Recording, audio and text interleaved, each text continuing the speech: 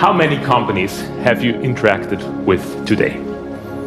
Well, you got up in the morning, took a shower, washed your hair, used a hair dryer, we had breakfast, ate cereals, fruit, yogurt, whatever, had coffee, tea. You took public transport to come here, or maybe used your private car. You interacted with the company that you work for or that you own. You interacted with your clients, your customers, and so on and so forth. I'm pretty sure there are at least 7 companies you have interacted with today. Let me tell you a stunning statistic. 1 out of 7 large public corporations commit fraud every year. This is a US academic study that looks at US companies. I have no reason to believe that's different in Europe. This is a study that looks at both detected and undetected fraud using statistical methods. This is not petty fraud. These frauds cost the shareholders of these companies and therefore society on the order of $380 billion per year. We can all think of some examples, right? The car industry's secrets aren't quite so secret anymore. Fraud has become a feature, not a bug, of the financial services industry. That's not me who's claiming that. That's the president of the American Finance Association who stated that in his presidential address. That's a huge problem if you think about especially an economy like Switzerland, which relies so much on the trust put into its financial industry.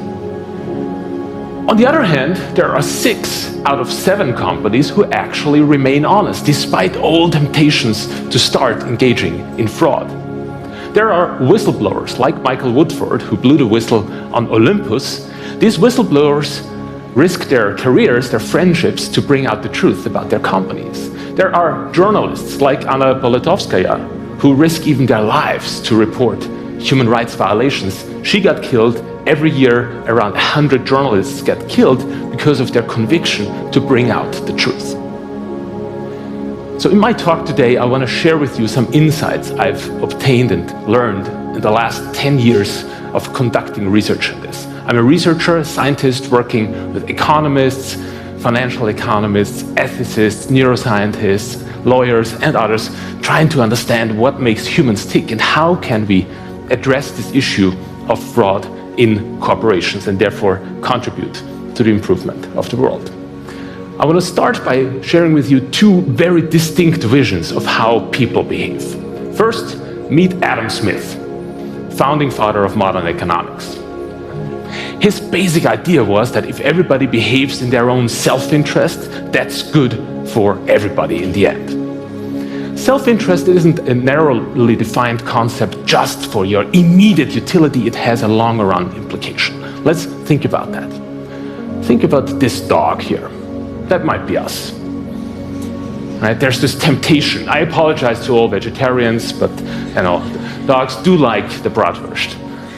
Right? Now, the straight up self-interested move here is to go for that. So my friend Adam here might jump up, get the sausage, and thereby ruin all this beautiful tableware.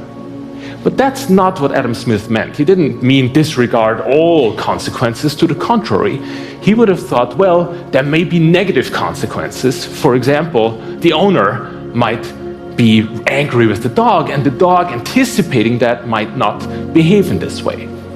Right? That might be us, weighing the benefits and costs of our actions. How does that play out? Well, many of you, I'm sure, have in your companies, especially if it's a large company, a code of conduct. And then, if you behave according to that code of conduct, that improves your chances of getting a bonus payment. And on the other hand, if you disregard it, then there are higher chances of not getting your bonus, or it's being diminished. In other words, this is a very economic motivation of trying to get people to be more honest or more aligned with the corporation's principles. Similarly, reputation is a very powerful economic force, right? We try to build a reputation maybe for being honest, because then people trust us more in the future, right? Adam Smith talked about the baker who's not producing good bread out of his benevolence for those people who consume the bread, but because he wants to sell more future bread. In my research, we find, for example, at the University of Zurich, that Swiss banks who get caught up in media and in the context, for example, of tax evasion, of tax fraud, have bad media coverage. They lose net new money in the future and therefore make lower profits. That's a very powerful reputational force. Benefits and costs. Here's another viewpoint of the world.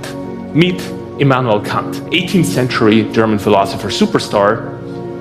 He developed this notion that independent of the consequences, some actions are just right and some are just wrong. It's just wrong to lie, for example. So meet my friend Immanuel here.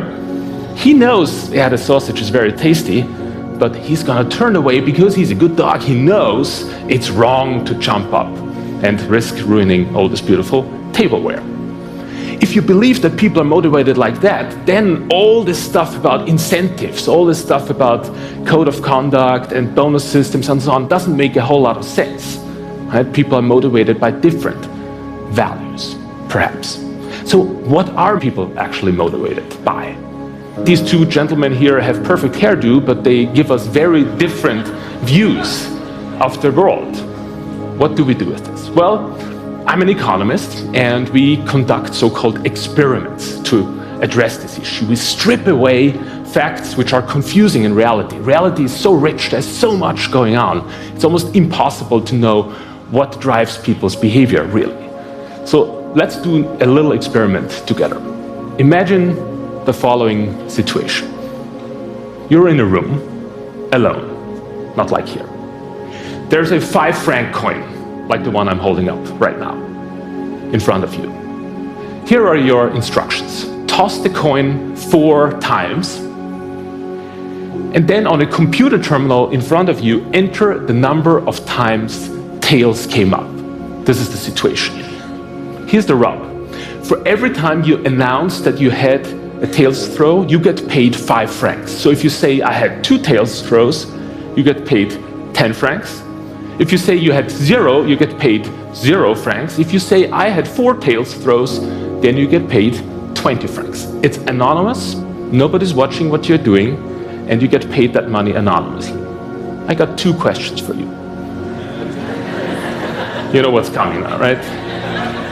First, how would you behave in that situation? And second, look to your left and look to your right and think about how the person sitting next to you might behave in that situation. We did this experiment for real.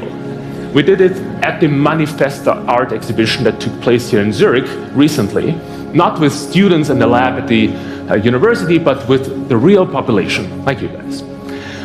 First, a quick reminder of stats. If I throw the coin 4 times and it's a fair coin, then the probability that it comes up 4 times tails is 6.25%. And I hope you can intuitively see that the probability that all 4 of them are tails is much lower than 2 of them are tails, right? Here are the specific numbers. Here's what happened. People did this experiment for real. Around 30 to 35% of people said, well, I had 4 tails throws. That's extremely unlikely. But the really amazing thing here, perhaps to an economist, is there are around 65% of people who did not say, I had 4 tails throws. Even though in that situation, nobody is watching you, the only consequence that's in place is you get more money if you say 4 than less. You leave 20 francs on the table by announcing maybe 0.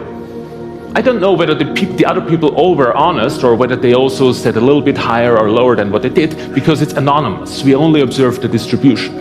But what I can tell you, and here's another coin toss, there you go, it's tails. All right. Don't check, okay? What I can tell you is that not everybody behaved like Adam Smith would have predicted that. So what does that leave us with? Well, it seems people are motivated by certain intrinsic values. And in our research, we look at this. We look at the idea that people have so-called protected values. A protected value isn't just any value. A protected value is a value where you're willing to pay a price to uphold that value. You're willing to pay a price to withstand the temptation to give in. And the consequence is you feel better if you earn money in a way that's consistent with your values. Let me show you this again in the metaphor of our beloved dog here. If we succeed in getting the sausage without violating our values, then the sausage tastes better. That's what our research shows.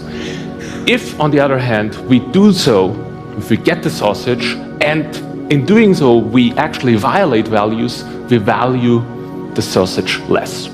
Quantitatively, that's quite powerful. We can measure these protected values, for example, by a survey measure.